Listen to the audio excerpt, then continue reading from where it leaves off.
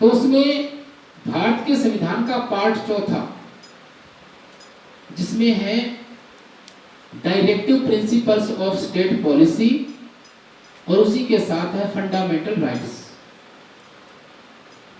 तो directive principle of state policy and fundamental rights माने हमारे मूलभूत अधिकार और राज्य की जो नीति बनती है उसमें दिशा निर्देश जो है। डायरेक्टिव प्रिंसिपल्स का मतलब होता है दिशा निर्देश, इंस्ट्रक्शंस फॉर स्टेट। तो उसमें ये कहा गया है कि जो दिशा निर्देश हैं वो हमारे जीवन के मूलभूत उद्देश्य हैं। हमारे भारत में, इस समाज में जितने भी वर्ग हैं, चाहे वह वर्ग जाति के आधार पे हो, चाहे भाषा के आधार पे हो, चाहे वो किसी परंपरा के आधार पे हो, सभी लोगों का एक जैसा विकास होना चाहिए। सब लोगों का आर्थिक, मानसिक और सामाजिक और राजनीतिक विकास होना चाहिए। तो जो दिशा निर्देश हैं, directive principles of state policy हैं, वो सोशियो इकोनॉमिकल डेमोक्रेसी पैदा करते हैं। माने लोगों में, सभी नागरिकों में सामाजिक आर्थिक विकास सही से हो, इसीलिए वो दिशा निर्देश दिए गए हैं। किसको दिए गए हैं? राज्य को दिए गए हैं संविधान के चौथे भाग में। और जो अगर कोई सरकार उनको लागू नहीं करती है तो हम उस सरकार के खिलाफ कोर्ट नहीं जा सकते, क्योंकि वो दिशा निर्देश हैं, कोई फोर्सिएबल नहीं है कि भाई करना ही करना है। तो जब सरकार आर्थिक नीतियां बनाती है तो उसका अर्थ होता है हमारे भारत में जो लोग रह रहे हैं उनका सबका जीवन स्तर अच्छा होना चाहिए, उनको मूलभूत सुविधाएं मिलनी चाहिए, उनका स्वास्थ्य ठीक होना चाहिए, भरपेट खाना मिले सभी को, और सबसे बड़ी बात है न्याय मिले, जस्टिस। अब आता है फंडामेंटल राइट्स, माने मूलभूत अधिकार हम सबके। अगर मूलभूत अधिकारों में से कोई अधिकार आपका नहीं मिल रहा है, उसका उल्लंघन हो रहा है, तो आप सुप्रीम कोर्ट अथवा हाई कोर्ट सीधा जा सकते हो। आर्टिकल 32 हमें कॉन्स्टिट्यूशनल रेमेडी प्रदान करता है। आर्टिकल 32 कहता है कि यदि हमारे मूलभूत अधिकार हमें नहीं मिले तो हम सीधा सुप्रीम कोर्ट अथवा हाई कोर्ट का दरवाजा खटखटा सकते हैं। बिना एसडीएम को बताए हुए सीधा वहां जा सकते हैं, बिना प्रधान को बताए हुए सीधा वहां जा सकते हैं। तो जो नीतियां बनाई जाती है वो सरकार की शाबाशी के लिए नहीं होती। अब ध्यान से सुनना, पढ़ाई वाली बात आपको यहां से समझ में आएगी। जो नीतियां बनाई जाती है वो सरकार की शाबाशी के लिए या एमएलए एमपी की शाबाशी के लिए नहीं, उनका ये उद्देश्य नहीं होता कि अगली बार हमें और वोट मिले, नहीं।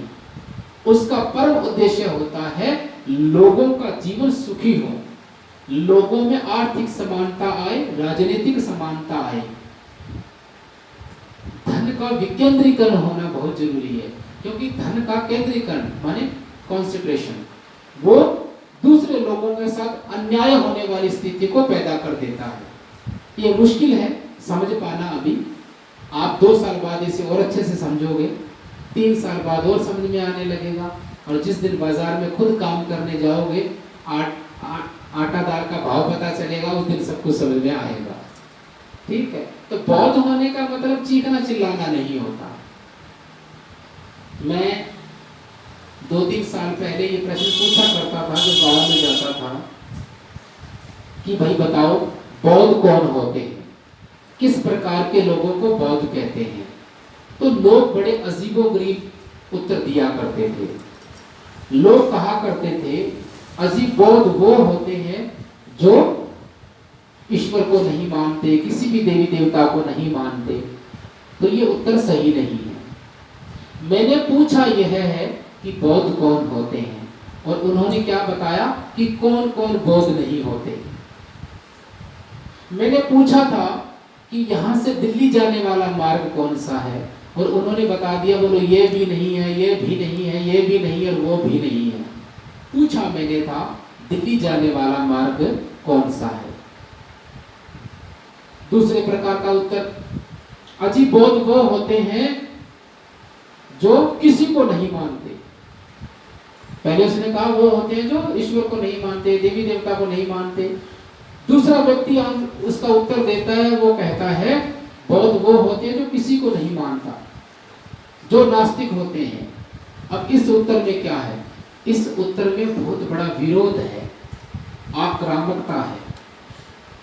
इस उत्तर में बहुत बड़ा विरोध है, आक्रामकता है, चुनौती है। मैंने ये नहीं पूछा था। तो जब यह उत्तर लोग सुनते हैं तो आपके बारे में कैसी धारणा बनाएंगे? अजी ये आदमी तो ठीक नहीं है, ये तो कैसी औरत है जो गुरु को नहीं मानती, पाप पुण्य को नहीं मानती, इसमें तो धार्मिक बिल्कुल आचरण नहीं है। हमारे भारत में जनसंख्या का एक मोटा हिस्सा इन बातों को ही धर्म मानता है कि भाई हाँ, प्रभु ने जो लिखा था वो हो गया, अगला जन्म होता है, पिछला जन्म होता है, पता नहीं पिछले जन्म में इसने कौन से पाप किए होंगे जो इस जन्म में भोग रहा है। ऐसी बातें करना उसे धर्म मानते हैं लोग। इस प्रकार के गीत को धार्मिक गीत मानते हैं, इस प्रकार की चर्चा आलाप को अध्यात्म मानते हैं, जो कि धोखा है। धोखा क्यों है यह मैं बाद में बताऊंगा, पहले इसी बात को पूरा करते हैं। तो मैंने पूछा था बौद्ध कौन होते हैं, और उन्होंने बताया कौन कौन बौद्ध नहीं होते हैं। देवी देवताओं को तो कम्युनिस्ट भी नहीं मानते, तो क्या वो बौद्ध हुए? ऐसा तो नहीं है। देवी देवताओं को तो क्रिश्चियन भी नहीं मानते, मुस्लिम भी नहीं मानते, तो क्या वो बौद्ध हुए? ऐसा भी नहीं है। तो फिर क्या पूछा था मैंने पूछा था बौद्ध कौन होते हैं, किस प्रकार के व्यक्तित्व को हम बुद्धिस्ट माने, किस प्रकार के आचरण को हम बौद्धों का आचरण माने। पूछा यह गया था, बताया कुछ और गया। सही उत्तर क्या है? बौद्ध जो होते हैं वो नास्तिक नहीं होते, वो आस्तिक भी नहीं होते। इस बात से कोई लेना देना ही नहीं है। क्या आपको यह सिद्ध करने के लिए यह कहने की आवश्यकता है कि हम नास्तिक होते हैं अथवा हम आस्तिक होते हैं? हम जब यह कहते हैं कि हम नास्तिक हैं, बौद्ध जो होते हैं वो नास्तिक होते हैं, तो असल में हम आस्तिकों को चुनौती दे रहे होते हैं। असल में हम आस्तिक लोगों के खिलाफ खड़े हो जाते हैं। नहीं, बौद्ध होने का मतलब किसी के खिलाफ होना नहीं होता। बौद्ध होने का मतलब किसी को चुनौती देना नहीं होता। चुनौती केवल अज्ञानता को और गलतफहमी को और संकीर्ण सोच को देनी है, पूर्वाग्रह को हटाना है। तो बौद्ध कौन होते हैं? तो बौद्ध ईश्वर को मानते हैं। तो हम कहते हैं जी नहीं, ईश्वर को नहीं मानते। तो फिर बौद्ध कौन होते हैं? बौद्ध वो होते हैं जो आस्तिक नास्तिक का तो पता नहीं जी, आस्तिक नास्तिक का तो पता नहीं जी। या मैं दूसरे ढंग से कहता हूँ, जब कोई यूं कहे अजी मैंने सुना है बौद्ध नास्तिक होते हैं बहन जी, तो बहन जी क्या उत्तर देगी? कोई पूछे कि बहन जी मैंने सुना है बौद्ध नास्तिक होते हैं, तो बहन जी इसका उत्तर कैसे देगी कि बहन जी नास्तिक आस्तिक का तो पता नहीं, लेकिन हम निराशावादी नहीं होते, आशावादी होते हैं। हमें बड़ी आशा होती है, हम बहुत ही आशा से भरे हुए लोग होते हैं। We don't believe in the existence of super power, but we believe in the values of humanity and democracy and social values. हम जीवन के आदर्शों में भरोसा करते हैं, जीवन की नैतिकताओं में भरोसा करते हैं, हम लोकतंत्रात्मक मूल्यों में भरोसा करते हैं। हम भरोसा करते हैं कि मैं जीना चाहता हूँ उसी प्रकार सब जीव जीना चाहते हैं। मैं भरोसा करता हूं कि देश के रूप में हम भीड़ नहीं नागरिक हैं।